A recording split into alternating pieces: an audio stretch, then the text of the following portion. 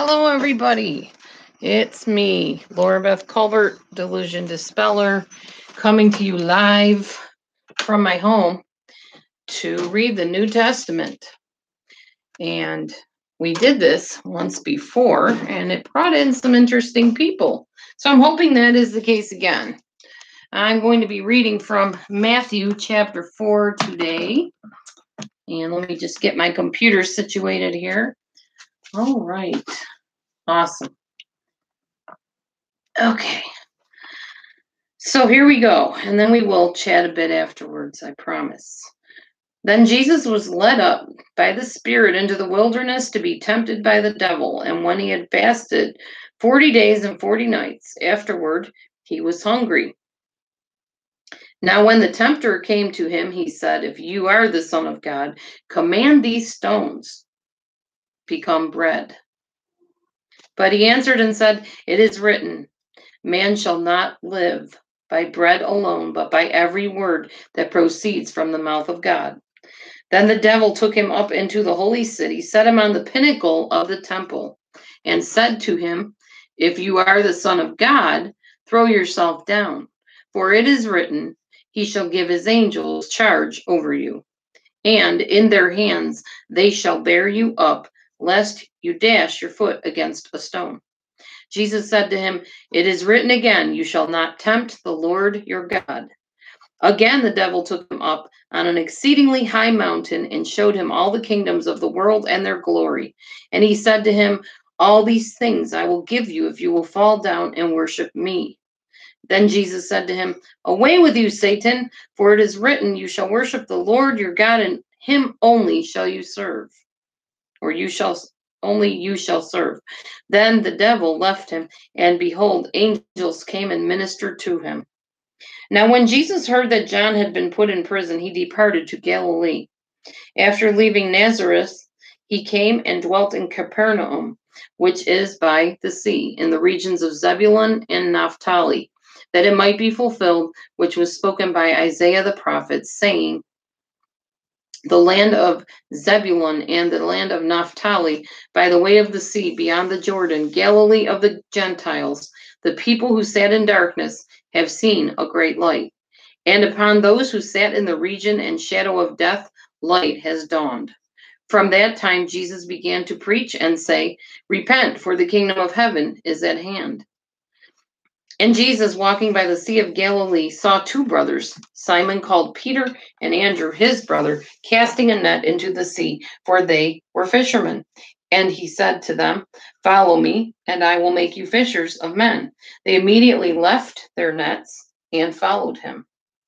Going on from there, he saw two other brothers, James, the son of Zebedee, and John his brother, in the boat with Zebedee, their father, mending their nets. He called them. And immediately they left the boat and their father, followed him. And Jesus went about all Galilee, teaching in their synagogues, preaching the gospel of the kingdom, and healing all kinds of sickness and all kinds of disease among the people. Then his fame went throughout all Syria, and they brought to him all sick people who were afflicted with various diseases and torments, and those who were demon-possessed, epileptics, and paralytics, and he healed them. Great multitudes followed him from Galilee and from Decapolis, Jerusalem, Judea, and beyond the Jordan. So that is chapter 4. And we're going to discuss that for just a moment. I'm not going to go on to 5 and 6 today because I need to get an early to bed situation going here because I'm waking up early tomorrow for a road trip 2.5 hours away. So I definitely need my sleep. But let's discuss this, okay? Shall we? All right. So let's talk about demons because this is a topic that everybody questions and has, ideas about or whatever. My personal opinion, based on what I've experienced and seen, is that demons are real and that people can have demons that torment them. Now, whether you want to call it oppression, possession, whatever, it's torment. I've actually been tormented by demons before personally, and I've known people that have. And demons are one of those things that you either believe that it really happens, or you're totally thinking somebody is nuts or making it up or pretending or whatever. I don't know. My background has to do with actually seeing people tormented by them and watching them get free from them. So it's pretty exciting and it's wonderful to see lives change after they are free from these oppressive spirits, which we call demons, or I call demons.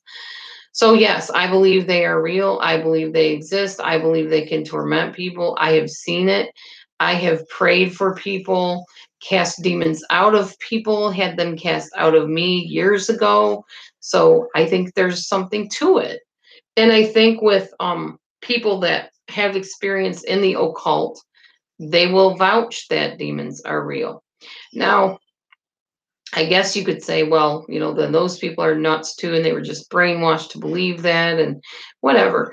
I don't think there's really a way to argue this with somebody. I don't think there's a way to convince somebody that demons exist or devils or whatever you want to call them. I think it's something that is very subjective to your own experience. And not everybody experiences demons. And if you haven't experienced demons, good. You don't want to. They're not nice things. And they don't play fair at all, and they're ridiculous. They like to perform and act stupid. Some of you have seen the Exorcism movie or some movie like that, Rosemary's Baby, or I don't know, whatever. Some demonically inspired cinematic thriller, whatever. And they show a woman's head spinning around or floating in the air and whatever. I've never seen that. But what I have seen is like somebody's tongue coming out and being like out to here, like unnaturally long tongue. I've seen people foam at the mouth. I've heard people growl.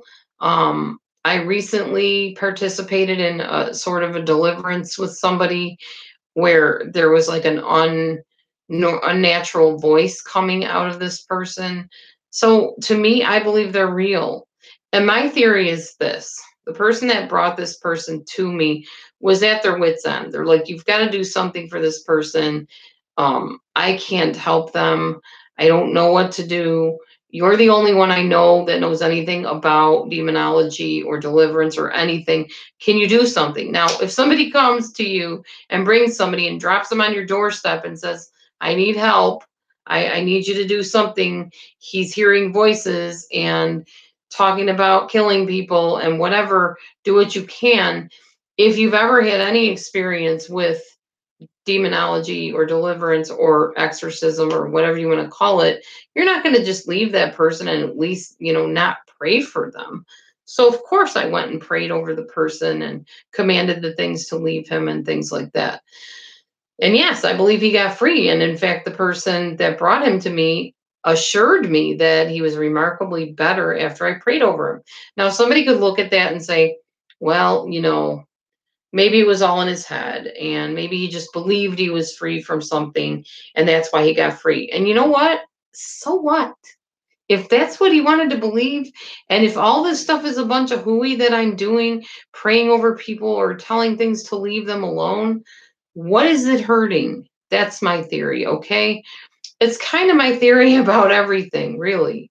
If somebody wants to do something and it's not harming anybody, then whatever. I mean, I'm not everybody's moral compass or conscience, and I don't try to be that anymore. Years ago, I thought it was my job to convert the world.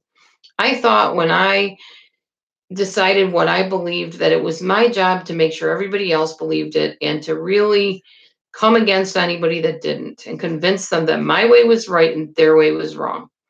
The interesting thing about living in this world is that everybody is different.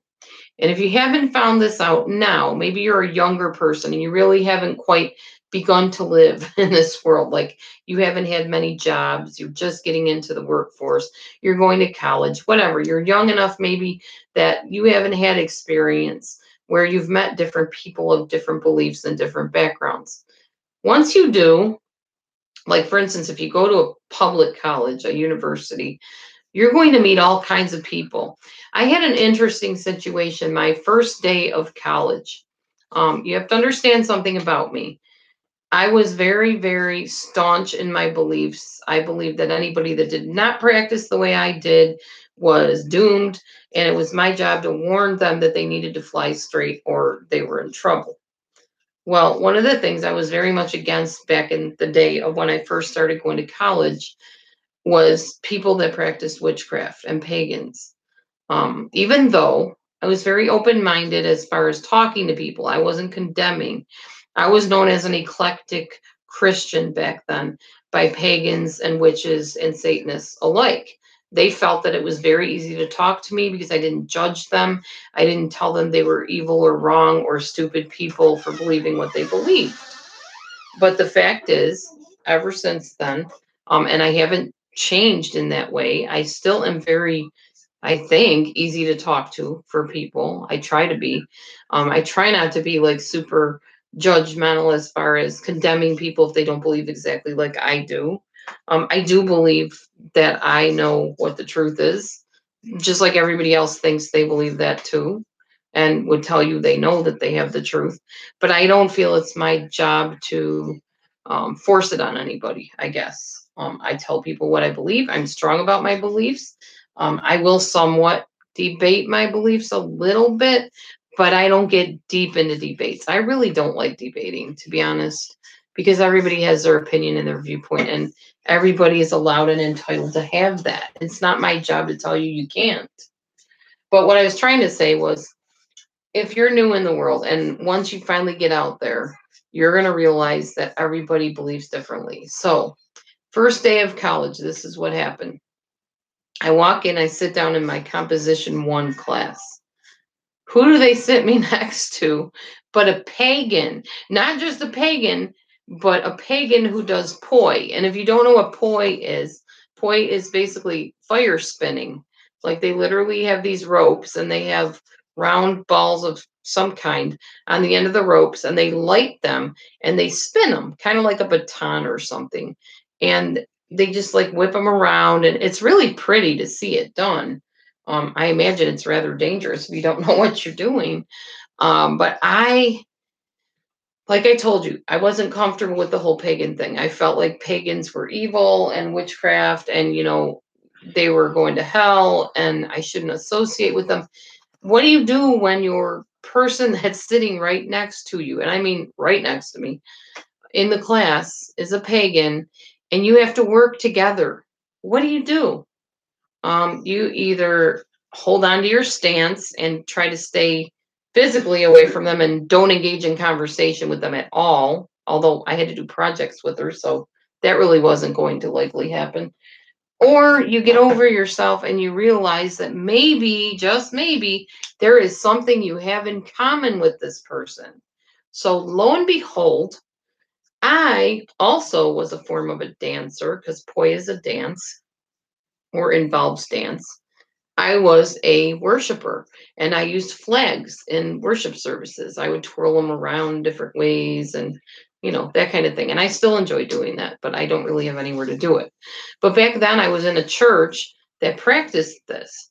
So guess what? We had something in common. I could say, oh, you twirl these poi balls.